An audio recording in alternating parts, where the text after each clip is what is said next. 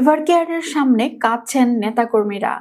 বিএনপির চেয়ারপারসন ও সাবেক প্রধানমন্ত্রী বেগম খালেদা জিয়ার মৃত্যুর খবর ছড়িয়ে পড়ার পর রাজধানীর এভারকেয়ার হাসপাতালের সামনে ভিড় করতে থাকেন দলটির নেতাকর্মী ও সমর্থকেরা। হাসপাতাল চত্বরে এসে কেউ অঝরে কাঁদছেন, কেউ চোখের পানি মুছছেন, আবার কেউ একে অপরকে সান্ত্বনা দিচ্ছেন।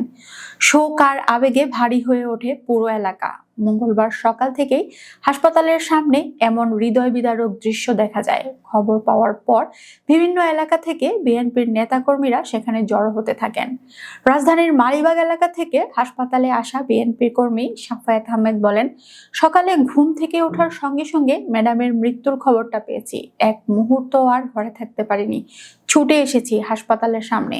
আমার মতো যারা নেত্রীকে ভালোবাসে তারা সবাই এখানে ছুটে এসেছে, সবাই কাঁদছে। আরেক বিএনপি কর্মী রিয়াদুল ইসলাম বলেন, বেগম খালেদা জিয়া একজন আপোষহীন নেত্রী। তার মৃত্যুর খবরে কেউ ঘরে বসে থাকতে পারে না। আমরা এসেছি, কিন্তু তাকে যেহেতু দেখার সুযোগ নেই, তাই বাইরে অপেক্ষা করে সবাই। সবার চোখে পানি। বিএনপির চেয়ারপারসন ও 3 বারের সাবেক প্রধানমন্ত্রী বেগম খালেদা জিয়া মঙ্গলবার সকাল 6টার দিকে রাজধানীর এভারকেয়ার হাসপাতালে শেষ নিঃশ্বাস ত্যাগ করেন। ইন্না লিল্লাহি ওয়া ইন্না ইলাইহি রাজিউন। মৃত্যুকালে তার বয়স হয়েছিল 80 বছর।